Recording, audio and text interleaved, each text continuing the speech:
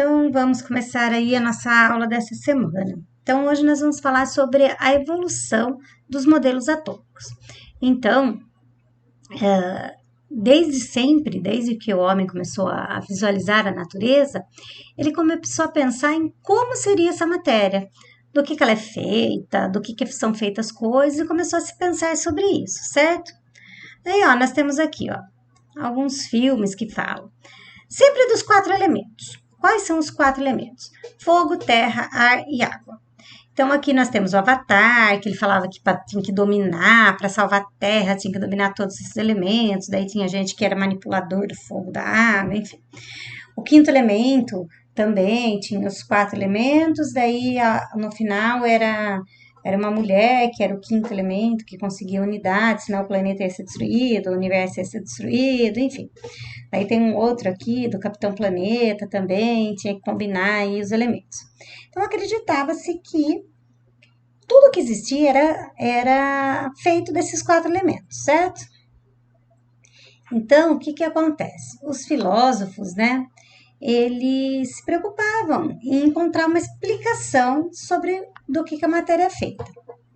Então, primeiro lá, o Aristóteles e o Empedocles, ele achava que a matéria, ela não tinha um limite, ela ia se transformar numa outra. Então, por exemplo, a caneta era uma coisa só, e a gente não eram pedacinhos, era uma contínua, era um fluxo, era tipo um fluido que dava vida a tudo, tá? Então, ele achava que tinha esses 4 elementos, né, através de um losango que eu vou passar para vocês, e ele acreditava que tudo era dessa forma. E daí tem o Leucipto e o Demócrito. O que ele achava? Que a matéria, ela era descontínua, ou seja, ela tinha pedacinhos da matéria formado, que juntava-se e formava a matéria, tá? Então, e ele achava que ela era indivisível e não contínua, ou seja, ele acreditava que era pedacinhos. Enquanto que Aristóteles achava que tudo era uma coisa só, como se a gente pega a água, por exemplo, a água, você não vê os pedacinhos, certo? Hoje a gente também não vê, mas o Leucipto e o Demócrito, né, Leucipto era o mestre, o Demócrito era o seu ajudante. Ele acreditava que não, que elas eram, né, todos formados de pedacinhos. Então, aqui, ó, é o losango que eu falei para vocês, ó, tem fogo, a água, ar e a terra. Então, a combinação entre o fogo e o ar eram as coisas quentes. A combinação entre o fogo e a terra eram coisas secas. Terra e água frio e água e ar úmido. Então, ele formava esse desenhinho aqui, ó, bonito aqui, colorido, aqui, que vocês estão vendo, que é os 4 elementos. Em 1808, John Dalton, ele propôs que não era do jeito que Leucipto falava. Só que Leucipto colocou isso no século V a.C., 500 anos antes de Cristo, ou seja, 2.500 anos atrás. Em 1808 que foram repensar sobre isso. Quem fez isso? O Dalton. E ele falava que é o seguinte, ele usou a palavra átomo também. A palavra átomo significa não divisível. Ou seja, algo que não se pode dividir. E ele achava que eram bolinhas, né, ou bolinhas esféricas, maciças e indestrutíveis. Daí, o que ele imaginou? Como essa bola de bilhar. E como é que ele desenhava? Existiam poucos elementos conhecidos nessa época. Então, ele desenhava dessa forma que vocês estão vendo aí no cantinho. Então, o hidrogênio era uma bolinha com pinguinho, daí tem lá o zinco, era uma bolinha com Z no meio, o ferro era uma bolinha com I, porque iron, né, de ferro, enfim. Ele desenhava aí do jeito que ele achava que ia ser. Ele achava que os elementos químicos diferentes apresentavam-se com massa, tamanho e propriedade química e física diferente, ou seja, ele acreditava que os átomos diferentes eram totalmente diferentes entre si. E também acreditava que quando eu juntava, por exemplo, a água, H2O, hidrogênio e oxigênio. Ele achava que eu juntava os dois, ele formava uma outra substância, porém as propriedades do hidrogênio e do oxigênio permaneciam intactas. Então, ó, o modelo atômico dele ficou conhecido como bola de bilhar, porque parecia realmente uma bola de bilhar. Então, de acordo com Dalton, as substâncias são formadas pela combinação de elementos numa proporção de números inteiros, ou seja, H2O, 2 hidrogênios, 1 oxigênio. Etanol, C2H6O. Então, o que acontece? Ele acreditava que sempre era em números inteiros, não tinha metade de um átomo. Por que não podia ter metade de um átomo? Porque o átomo era indestrutível. Lembre disso. Então, ó, o composto, né, tudo que existia, era formado pela combinação de átomos de 2 ou mais elementos que se unem entre si, originando novas substâncias. Então, vamos supor, ó, se eu pegar um fio de, fio de cabelo ou uma linha, vamos supor. Eu pego uma bexiga ou uma caneta e atritar aqui no cabelo. Esfrega. Daí, se você chegar perto do cabelo, você vai ver, ó, que ele puxa.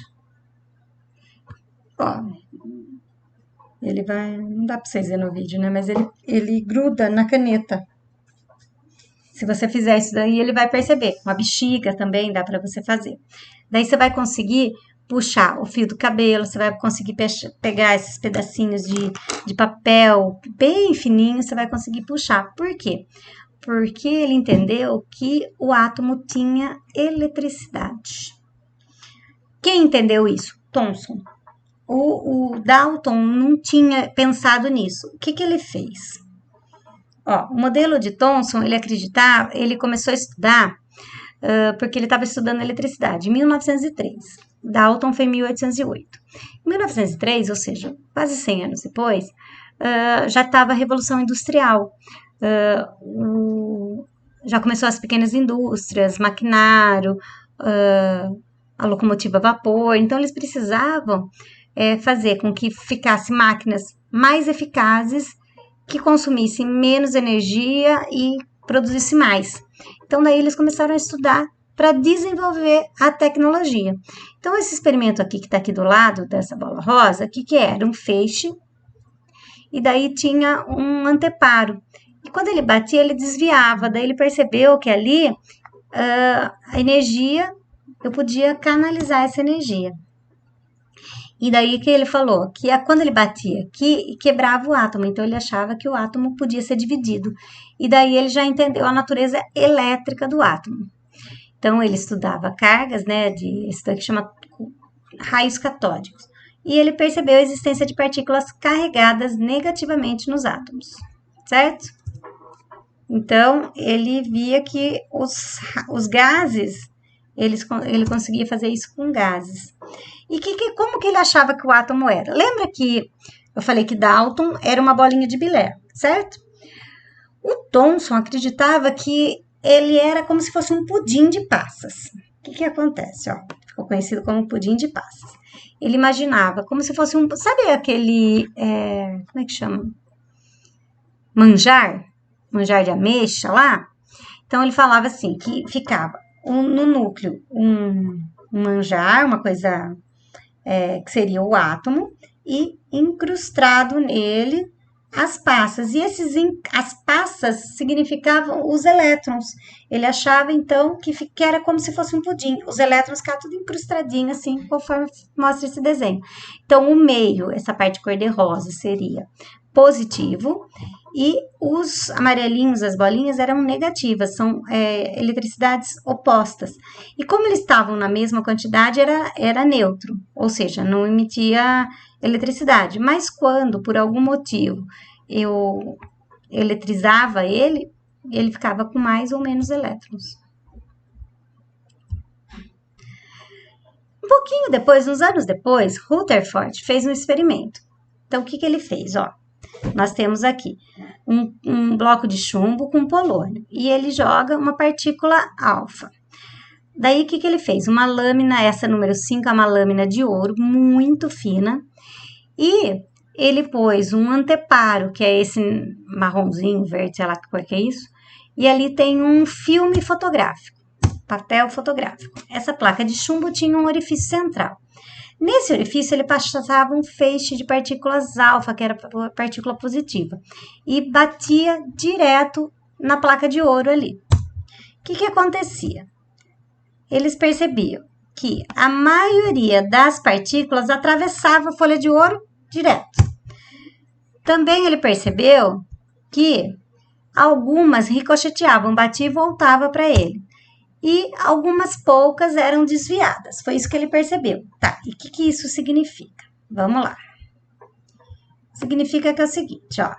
A maioria das partículas alfa passa livremente através da placa do ouro. Então, o que ele entendeu? Que o átomo tem muita parte vazia ali, porque se ele passa direto, não está batendo em nada. E ele entendeu que a eletrosfera que existe a eletrosfera, o lugar onde estão os elétrons, que já tinha sido descoberto 100 anos antes, né? E tinha um núcleo, que tinha os prótons. E aqui ele colocou nêutrons, mas na época não sabia-se do nêutron ainda, tá? Ele achava que só tinha os prótons. Tá. Daí ele descobriu o seguinte, a segunda opção. As que não atravessavam, as poucas partículas que não atravessavam. Por que elas não atravessavam? Porque o núcleo era muito pequeno e muito denso. Ou seja, era pequeno, por isso que poucas, porque tinha que bater exatamente no meio dele, por isso que era poucas, tá? E por que algumas passavam e desviavam? Então, ele entendia que o núcleo era positivo. Por quê? Porque a partícula também era positiva. Positivo com positivo se repelem. Esse modelo ficou conhecido como o modelo planetário ou sistema solar de Rutherford. Por quê? Dá uma olhada no átomo aqui do lado do desenho. O núcleo é essa bolinha preta e os elétrons é o que estão girando em volta dele. Então, com o sistema solar, ó, o núcleo seria o Sol e os planetas seriam os elétrons. Então, ele imaginou que fosse dessa forma aí, né? Bom, os nêutrons só foram descobertos depois, né? Então, ele descobriu que o núcleo atômico é muito menor que a eletrosfera. Se a gente fosse comparar, o que tem? O núcleo seria uma formiga no centro do estádio do Maracanã. Então, o que é? A formiguinha ali seria o núcleo. E a arquibancada era onde estão os elétrons. Então, olha, nós temos aqui a evolução dos modelos atômicos. Quem que participou?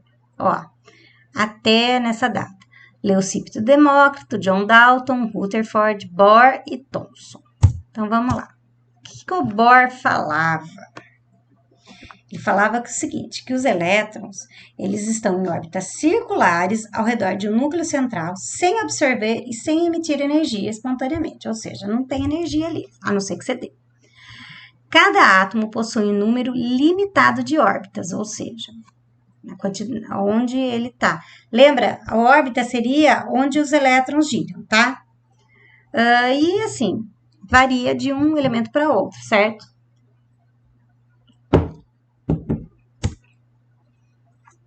Cada uma dessas órbitas, ele consegue absorver, ou seja, uma quantidade de energia fixa, que a gente chama de quantum, que tem até uma equação para a gente calcular ela aqui, que é essa equação aqui. Energia, constante de Planck, velocidade da luz, a frequência, o comprimento de onda. Então, isso daí a gente não vai estudar agora, tá? Isso daí vocês vão ver em física lá no terceiro ano. Agora não. É só para vocês entenderem que chegaram a conclusão com isso, com cálculos. Então, em uma equação química. Na verdade, é equação física, desculpa. O que acontece? Transições eletrônicas. Absorção.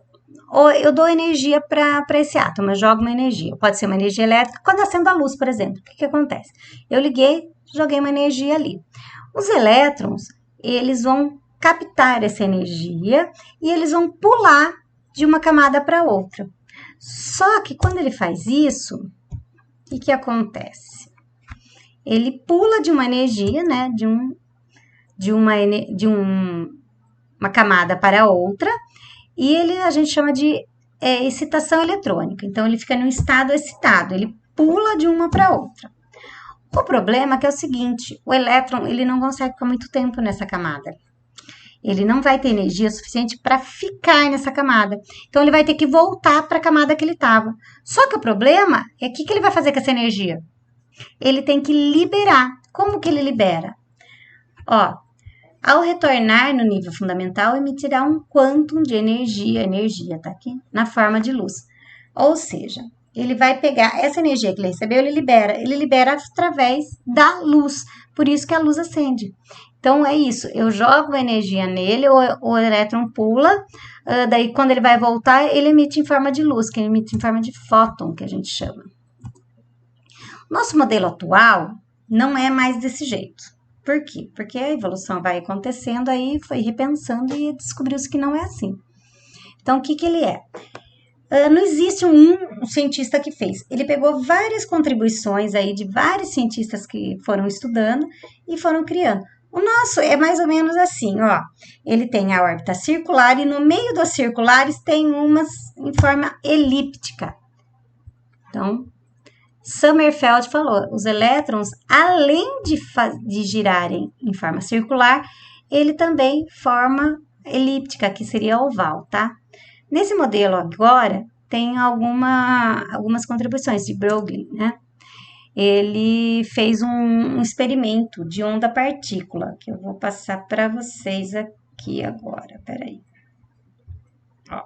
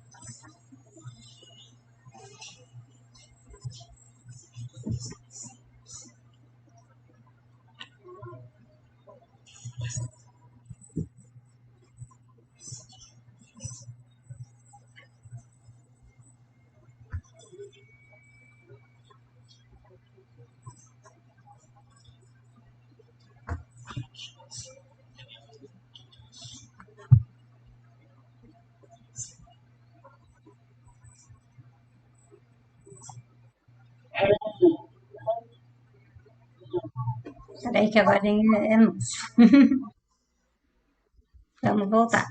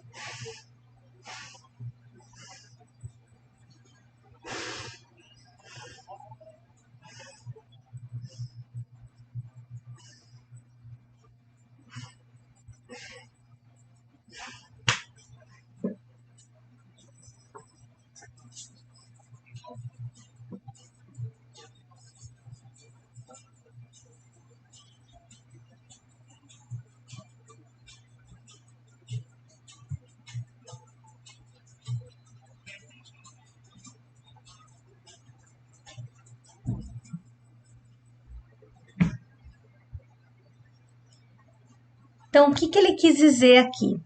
Que no mundo, quando a gente está estudando o mundo quântico, ou seja, o mundo do átomo, tudo é muito mais complicado, tudo vai depender do que você está observando. Às vezes você observa de um jeito, matematicamente é de um, você olha, acontece de outro.